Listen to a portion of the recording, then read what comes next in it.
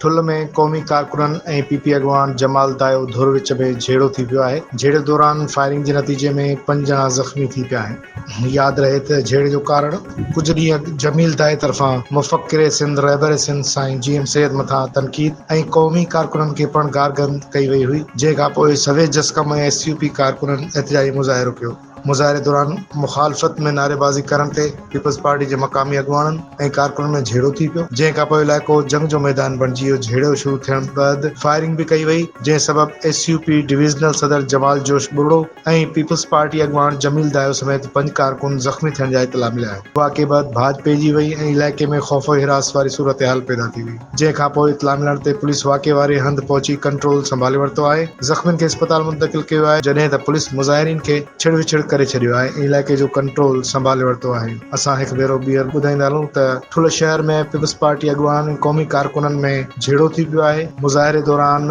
हिक ॿिए ख़िलाफ़ नारेबाज़ी करण ते थियल झेड़े जे नतीजे में 5 ॼणा ज़ख़्मी थियण जा इतला आहिनि, जिन खे अस्पताल मुंतक़िल कयो वियो आहे।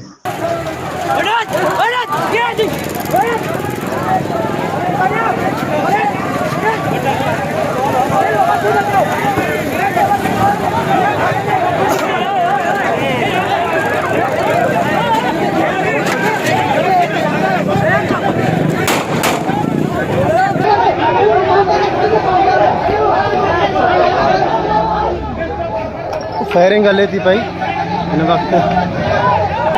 GSN क़ौमी कारकुननि ऐं जेका सो ॿियनि जो पीपल्स पार्टी जे जियालनि जो झेड़ो थियो आहे। अहिड़े हथियार लिकाए अंदरि में रिकॉर्डिंग हले थी, हथियार लिकाए।